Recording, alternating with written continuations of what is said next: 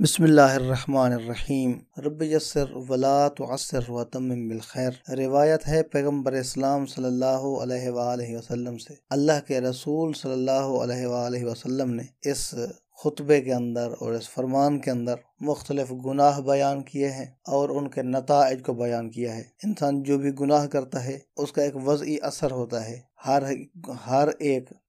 ایک گناہ کا علیحدہ علیحدہ اثر ہے۔ فرماتے ہیں الذنوب تغیر النعم، انسان کے اوپر نعمتیں موجود ہوتی ہیں، نعمتوں کی بوچھاڑ ہوتی ہے، لیکن کبھی کبھار یہ نعمتیں زحمتوں میں بدل جاتی ہیں۔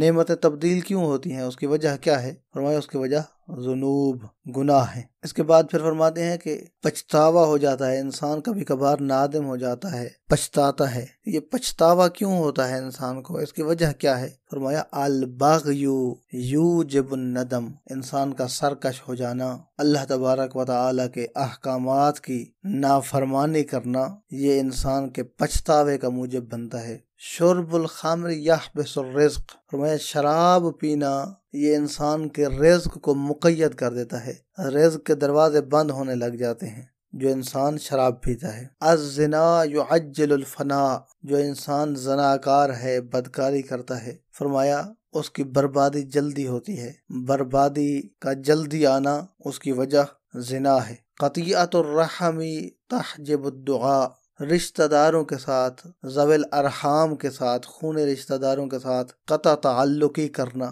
پیغمبر اسلام فرماتے ہیں یہ دعائیں قبول نہ ہونے کا موجب ہے۔ ہماری دعائیں قبول کیوں نہیں ہوتی ہیں؟ اس کے اسباب ہیں، ان میں سے ایک سبب یہ ہے کہ انسان اپنے رشتہ داروں کے ساتھ تعلق جوڑتا نہیں ہے، توڑتا ہے۔ ترک الصلاۃ یورث الذل، اور فرمایا نماز کا نہ پڑھنا انسان کے لیے ذلت کا موجب ہوتا ہے، انسان کو ذلیل کرتا ہے، رسوا کرتا ہے جب انسان نماز نہیں پڑھتا ہے۔ لیکن اگر اللہ کی بارگاہ میں سجدہ ریز ہو جائے، اپنی پیشانی، اپنا ماتھا اللہ کی بارگاہ میں ٹیک دے، تو اللہ کی ذات اسے عزتوں سے نوازتی ہے۔ اسی لیے علامہ اقبال کا یہ شعر ہے کہ وہ ایک سجدہ جسے تو گراں سمجھتا ہے، ہزار سجدوں سے دیتا ہے آدمی کو نجات۔ یہ ایک بارگاہ میں سجدہ ہے، ایک کی بارگاہ میں سجدہ ہے، یکتا کی بارگاہ میں سجدہ ہے۔ اگر انسان اس سجدے کو بھاری سمجھے، اس سجدے کو انسان اپنے اوپر بوجھ سمجھتا ہے، تو اس ایک سجدے کے بدلے میں ہزار جگہوں پر انسان کو جھکنا پڑے گا، کبھی کسی دروازے پر، کبھی کسی دروازے پر، کبھی کسی دروازے پر۔ لیکن انسان اگر اللہ کی بارگاہ میں جھک جاتا ہے تو